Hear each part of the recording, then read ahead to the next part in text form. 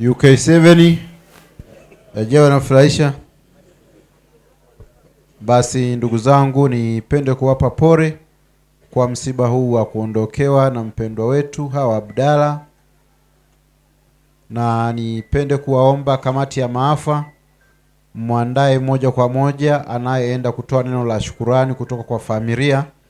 Tukiwa tunaendelea hapa, awe tayari kwa ajili ya kuokoa muda. Hali ya hewa kama mnavyoiona sio rafiki, lakini ni rafiki kwa mapenzi ya Mwenyezi Mungu. Mvua nayo kidogo inatakiwa inyeshe. Basi tuendelee na agenda ambazo zinazoendelea. Huu ni mwendelezo tu wa kikao. Tulikuwa na agenda ya kufungua kikao, tayari tumeshafungua. Tathmini ya mahudhurio tumeshaangalia, na sasa tunaenda kuangalia tathmini ya msiba. Kamati za kisekta, niwaombe mkae hapo tayari kwa ajili ya kuwasilisha, na kama kuna mmoja wenu bado hajafika hapo, basi mtafutane kwa haraka zaidi. Ninayeongea nanyi ni naibu katibu mkuu UK7, kwa majina naitwa Peter Ndimila, ni mwanachama kupitia kanda ya Kakola. Nipende kumkaribisha mwenyekiti wa kikao hiki aweze kuwasalimia pamoja na kutoa mwongozo wa kikao, ndipo tuendelee na kamati za kisekta. Karibu mwenyekiti. Ndugu wajumbe, kama alivyoongea katibu, huu ni mwendelezo wa agenda tulizokuwa nazo, na tayari tulikuwa tunaendelea na kikao kule. Kwa hiyo hapa tumekuja kumalizia agenda zilizobaki. Basi niwaombe tu kamati ya maafa wasogee karibu hapa kwa ajili ya kutupitisha kwa haraka haraka.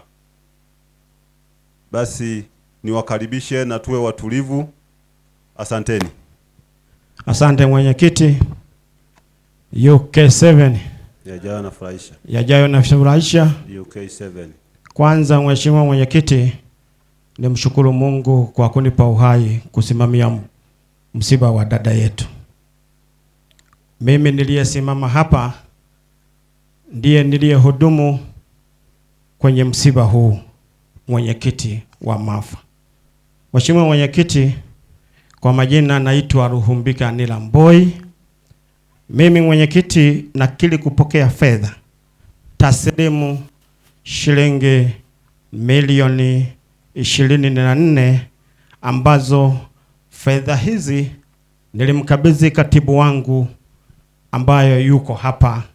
Mheshimiwa mwenyekiti, kwa ridhaa yako naomba uniruhusu nimkabidhi kisemeo katibu wangu ili aendelee na fedha jinsi alizozikawa kwenye kamati zilizohudumu kwenye msiba huu. Asante mwenyekiti. Haya, tuendelee. Asante mwenyekiti. Langu jina naitwa Kalebu Kishepo. Mimi ndiye katibu niliyehudumu katika msiba huu. Ndugu mwenyekiti, tulikuwa na kamati za sekta 6. Tulikuwa na kamati ya chakula, tulikuwa na kamati ya mapambo, tulikuwa na kamati ya usafiri, tulikuwa na kamati ya mazingira, tulikuwa na kamati ya mazishi pamoja na kamati ya itifaki. Ndugu mwenyekiti, mchanganuo wa pesa nikiri kusema kwamba nilipokea shilingi milioni 24 kutoka kwa mwenyekiti wangu, na mchanganuo wa pesa huo ni kama ifuatavyo.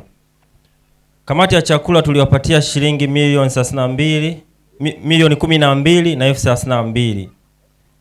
Milioni 12 na elfu 32. Lakini kamati ya mapambo tuliwapatia milioni 6,800,000 na elfu 35. Kamati ya usafiri tuliwapatia shilingi milioni 4,400,000 na elfu 50. Kamati ya mazingira tuliwapatia shilingi 600,000. Lakini kamati ya mazishi tuliwapatia shilingi elfu 70. Kamati ya itifaki tuliwapatia zero balance. Kwa hiyo kwa ruhusa yako mwenyekiti, naomba tuwaite watu wa sekta hizi ili waweze kutupitisha haraka haraka katika matumizi waliopitia. Kamati ya chakula, mapambo pamoja na tuanze na kamati ya chakula. Tunaomba msogee. UK7 yajayo nafurahisha. Asante. Nakiri kupokea milioni 12 na elfu 32. Na kwa mchanganuo nafikiri katibu yuko hapa. Katibu, karibu. Katibu wangu. Asante mwenyekiti. UK7 Yajayo anafurahisha. yajayo anafurahisha. Kwa majina naitwa David Aligawesa. Nimehudumu kama katibu wa kamati ya chakula ya msiba huu. Tulikuwa watu 7, 5 ni wajumbe. Mjumbe mmoja alipata dharura, ni mgonjwa. Naomba kuchanganua matumizi yetu.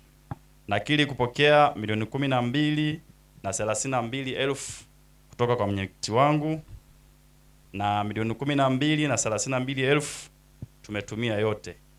Naomba kuwasilisha. Hakuna baki. Hakuna baki. Haya. Ndugu wajumbe, kuna swali kwenye kamati hii?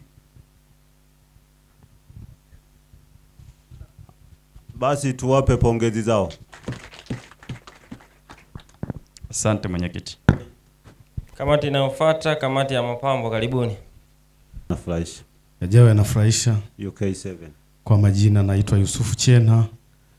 Kwenye msiba huu nimehudumu kama mwenyekiti wa mapambo na mapokezi. Ndugu mwenyekiti, nakiri kupokea kiasi cha shilingi milioni 6,800,000 na shilingi 35,000. Na kwa ridhaa yako, kabla ya ridhaa yako ni kwamba kamati yetu ilikuwa na wajumbe 6 na wote tumetekeleza majukumu yetu. Na kwa ridhaa yako sasa, naomba nimpe kisemeo katibu wangu aweze kudadavua jinsi hela zilizotumika. Asante sana. UK7. Yajayo anafurahisha. Kwa majina naitwa Bahati Chacha, ni mhudumu kama katibu wa mapambo na mapokezi. Nakiri kupokea milioni 6,835,000. Matumizi ni milioni 6,835,000. Kwa hiyo hapo hakuna pesa ambayo imebaki. Yote imetumika kwenye maemezi na matumizi yote hapo. Haya. Ndugu wajumbe, kwenye kamati hii kuna swali, kuna ushauri? Wamefanya vizuri? Tuwapongeze basi. Sekta inayofuata ni sekta ya usafiri. Karibuni. Zile taarifa zako lete huku. Yajayo anafurahisha. Yajayo yanafurahisha. UK7. Kwa majina naitwa Zabron Ngereja. Kwenye shughuli hii nimehudumu kama mwenyekiti wa usafiri. Nakiri kupokea milioni 4,550,000 kutoka kwa katibu wa shughuli hii, na wajumbe, jumla watu tulikuwa watu 6, mimi kama mwenyekiti na katibu na wajumbe 4, na wote tumefanya kazi kwa pamoja. Hamna mtu ambaye hajahudhuria. Kwa wakati huu na mkabidhi katibu wangu aweze kutoa ufafanuzi wa fedha zilivyotumika. Karibu katibu. Asante. UK7. Yajayo anafurahisha. Yajayo yanafurahisha. UK7. Kwa majina naitwa John Fimbo, na ndio nimehudumu kama katibu wa kamati ya usafiri. Na ni kweli tulipokea kiasi cha milioni 4,550,000 na zimetumika kama ifuatavyo. Tulikodi basi ya aina ya Tata. Naomba utusomee matumizi kwa jumla. Kifupi. Ni yote, imetumika yote na hakuna kiasi chochote kilichobakia. Asante. Ndugu wajumbe, kwenye kamati hii kuna swali? Karibu. Yajayo yanafurahisha. Ndugu mwenyekiti, kwa majina naitwa Michael Mejooli. Nilihudumu katibu wa mazingira katika msiba huu. Nakiri kupokea shilingi 600,000 kutoka kwa katibu, na fedha zote zimetumika. Hatudai wala hatudaiwi. Asante sana. Haukuwa na wajumbe? wajumbe wapo, samahani mwenyekiti. Tulikuwa na wajumbe 5 ambaye mwenyekiti wetu ana dharura, tukabaki wajumbe 4. Wale 4 waliokuwepo tumehudumu wote kwa ushirikiano, hakuna changamoto. Ndugu wajumbe, mazingira yalikuwa salama? Tuwape maua yao sasa. Kamati ya mazishi 7 yajayo yanafurahisha. Majina yangu ni Ndomele Kadiko kutoka kanda ya Kakola. Kwenye msiba huu nimehudumu nafasi ya mwenyekiti wa mazishi, na kili kupokea kiasi cha shilingi 70,000 kutoka kwa katibu. Niombe katibu wangu aitolee maelezo. UK7 yajayo yanafurahisha. UK7 nakiri kupokea shilingi 70,000 na yote imetumika. Asante. Hujajitambulisha? Kwa majina naitwa Filipo Kishimbe kutoka kanda ya Kakola. Kuna swali kwenye kamati hii? Tuwapongeze. Kwa wale kamati za kisekta ambao hamjaacha dokumenti zenu huku, naomba mziache kwa katibu huku. Ndugu mwenyekiti, tumalizie kamati ya itifaki, tukaribishe. UK7 yajayo yanafurahisha. UK7. Kwa majina naitwa Samuel Chacha Matara. Nimehudumu kama mwenyekiti wa itifaki. Ndio. Sio kama.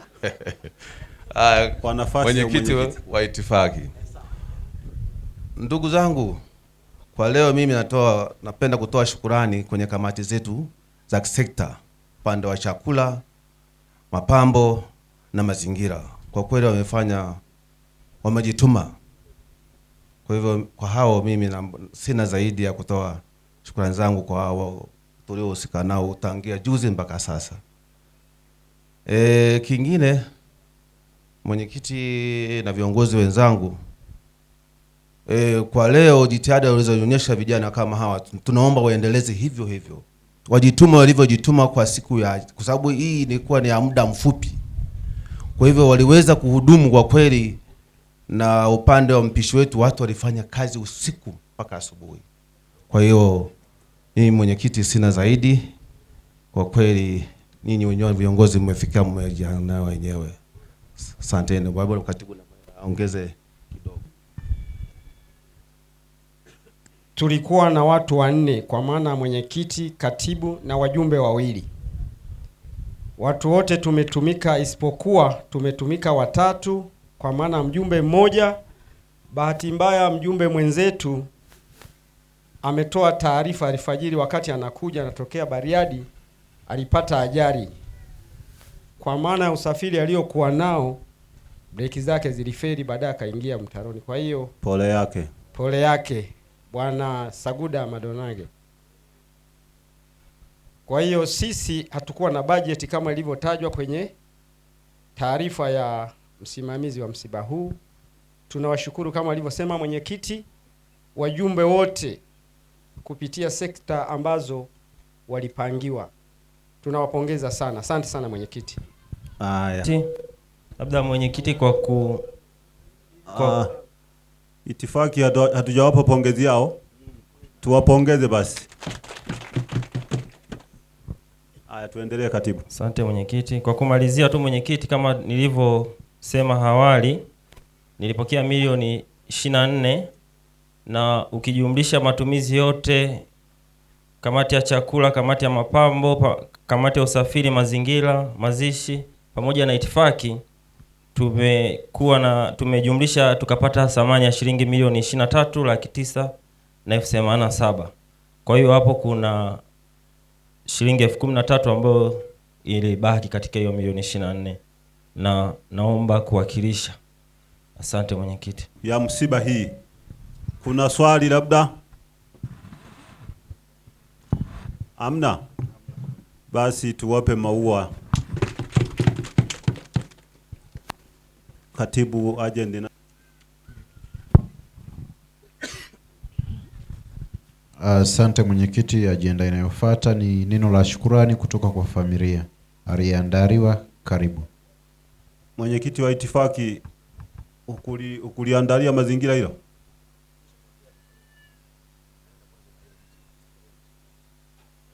Furahisha. Yajayo anafurahisha. Sisi kwa niaba ya familia tunapenda kutoa shukrani zetu kwa jinsi ambavyo UK7 mmetushika mkono tangu mama Hawa alivyoanza kuugua na hata ilipofikia taarifa ya kifo chake. Tumekuwa pamoja nanyi bega kwa bega na kuhitimisha safari yake leo. Tunaomba Mungu aendelee kuwazidishia pale ambapo mmetoa muda wenu na mali yenu kwa ajili ya kutusapoti. Lakini zaidi ya hayo, tunawaombea mnapokuwa mnarudi majumbani, basi Mwenyezi Mungu awatangulie, mfike salama kila mtu kule alikotokea. Asanteni sana, karibuni tena. Biblia haimaanishi kuja kwenye msiba. Halo? Tukaja hata kuwasalimia. Jamani, bado tunaendelea na msiba, tuna matanga. Kwa hiyo karibuni tena hata kwenye matanga pale ambapo mtapata nafasi. Sio mkaribie kwenye msiba tu. Sawa jamani? Jina langu naitwa Charles Alfred Marwa, ni makamu mwenyekiti kanda ya Kakora. Karibuni tena kwenye matanga tunapokuwa tunaendelea kuomboleza. Aya, asante. Katibu, agenda inayofuata. Asante mwenyekiti. Agenda inayofuata ni wewe mwenyekiti sasa kutoa mwongozo wa mwisho wa kuahirisha kikao. Asante. Basi kabla sijasimama kuendelea na utaratibu unaofuata, nimkaribishe mwenyekiti wa itifaki. Naona ana jambo la kutueleza. Mwenyekiti, karibu. Asante mwenyekiti. Ndugu zangu wana UK7, Bwana Yesu asifiwe. Ni shukurani zangu za dhati kwa namna ambavyo mmetenga muda wenu kuja kujumuika pamoja nasi, lakini pia kuja kumsindikiza mwanachama wetu mpendwa. Hii ni ukweli usiopingika. Ni dhahiri tunaonyesha upendo usio kifani, maana sisi sote ni familia moja, ni wana UK7 wote. Tunapopatwa na shida kama hizi, ni utaratibu wetu wa kusogea kwa ajili ya kulia pamoja na familia ile ambayo imeondokewa na huyo mpendwa. Na sisi hapa ni wahanga wakubwa kwa sababu tayari tuna pengo kubwa la mwanachama mwenzetu kutuondokea. Tayari ameshatangulia mbele za haki. Tuendelee kumwombea kwa namna ya pekee, siku moja tuweze kukutana naye kule mbinguni. Lakini baada ya haya yote, mimi nimesimama mbele yenu kwa pointi moja ya pekee sana. Ndugu zangu, UK7 imekuwa na mwendelezo wa utaratibu. Tumekuwa tukiyaishi yale maisha ya utaratibu kama jinsi ambavyo tulikubaliana. Lakini leo ninasimama hapa kwa kauli moja ambayo ni ya pekee sana, ambayo ni maridhio ya UK7 yote kwa ujumla. Tulikubaliana ya kwamba sasa kuna deadline ya siku ambazo tuliziweka kwa ajili ya watu ambao wanatembea bila vitambulisho kuja kwenye matukio kama haya. Maana yake tulishapitisha ya kwamba sasa watu kama hao ambao watajihudhurisha kwenye msiba wa mwenzetu au kwenye shida ambayo itakuwa imetupata kwenye kikundi cha UK7 bila kitambulisho, manake wataingia kwenye hatia ya faini moja kwa moja. Na haya tumekuwa tukiyatolea muda sana, lakini watu wamekuwa ni wagumu wa mioyo kuweza kutekeleza hili. Sasa mimi nimesimama, mimi ndimi mwenyekiti wa itifaki wa UK7. Majina yangu ninaitwa John Sinana Kimola. Tamko rasmi leo tumeanza na viongozi. Viongozi wote ambao mnawaona hawajavaa na vitambulisho wameshaingia kwenye faini na wamepigwa faini. ni tangazo la mara ya mwisho sasa. Endapo kama kutakuwa kuna mjumbe atakuja kujihuzurisha na muunganiko huu bila kitambulisho, maana yake aje amejiandaa na faili yetu. Huo ndo utaratibu ambao tumejiwekea sote, kwa hiyo tunatakiwa tuuishi. Mtu yoyote yule akija bila kitambulisho, manake ni faini. Lazima tuvae medali zetu ambazo tumejiaminisha wote ya kwamba tutaviishi, kwa sababu ndo utambulisho wa UK7. Baada ya kusema hayo, ndugu zangu viongozi, nafikiri hayo ndio yalikuwa maridhio yetu, na sote kwa pamoja tumeridhia hivyo. Kuanzia sasa mtu atapigwa faini baada ya kuja bila kitambulisho, na tayari tumeshaanza na viongozi. Sasa tunamulika kwenu, mkitegea mkaja bila vitambulisho mtaingia kwenye faini. Baada ya kusema hayo, Mheshimiwa Mwenyekiti wa muda kwa msiba huu, basi mimi niwasilishe hayo, tuendelee na utaratibu, lakini ninaombea kwa Mungu mtakapokuwa mkirudi, mrudi na amani ya Bwana, malaika watakatifu watangulie, mweze kusafiri salama, hatimaye mfike salama na jina la Bwana litukuzwe zaidi. Asanteni.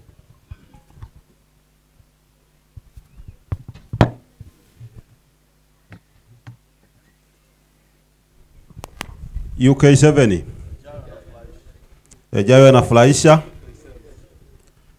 Kwanza kabisa tuendelee kupeana pole kwa kumpoteza mwenzetu, mwanachama mwenzetu. Ni pengo kubwa katika kikundi chetu. Lakini pia nipende kuwashukuru wajumbe wote ambao walioweza kufika katika maeneo haya kwa ajili ya kuja kujumuika na familia hii kwenye tukio hili. Basi sasa hivi tumefikia hitimisho. Baada ya hapa sasa, tunapotaka kutoka hapa, niwaombe ndugu zangu, njia zetu sio nzuri sana kivile. Tutembee tukiangalia na utaratibu wa njia, hususan kwenye Marafu Road humu vumbi ni nyingi. Kwa hiyo tuwe makini, madereva wote tutakao kuwa tunaendesha magari. Basi nimesimama kwa ajili ya swala moja, kuahirisha kikao hiki. Kabla sijaahirisha kikao hiki, naomba nimkaribishe mtumishi wa Mungu atuhitimishie kwa maombi. Baada ya maombi hayo, sasa niwatakie kila la heri na Mungu ataendelea kutuongoza. Basi tusimame tuombe tunapoahirisha kikao cha leo. Tuombe. Baba yetu mtakatifu, Mungu wetu muumbaji, mfalme wa mbinguni, ninakushukuru sana siku ya leo na mchana wa leo. Tangu tulipoanza safari kuja kwa ndugu yetu hawa, dada yetu kumfariji, ikiwa ametuondoka, ndugu waliobaki, umetuongoza, umetufikisha salama. Jina lako litukuzwe sana juu mbinguni. Mchana wa leo na masaa haya, ruhusu sasa nguvu za mbinguni na uweza wa mbinguni uweze kutuongoza tena kila mmoja, na utufikishe nyumbani salama, tupate nafasi ya kutukuza jina lako. Zuia nguvu za giza, mapepo na majini, lakini hata nguvu za kichawi mabarabarani, ili kila mmoja atakayesafiri, mkono wako wenye uweza uweze kuongoza na kutufikisha salama. Lakini kila dereva atakayeendesha, walio na madereva wapatie utulivu, akili yenye utulivu na utimamu mwingi utokao mbinguni, ili waendeshe vizuri, watufikishe vizuri, tuendelee kuitukuza jina lako. Familia inayobaki nyumbani, endelea kuwapatia faraja. Patia faraja wananzengo, patia faraja hata UK7 wote. Bariki viongozi wa UK7, wapatie afya njema, maarifa na busara kwa ajili ya kuongoza kikundi hiki. Tunaomba na kuamini, tunaomba na kushukuru katika jina la Yesu, wote tuseme amina.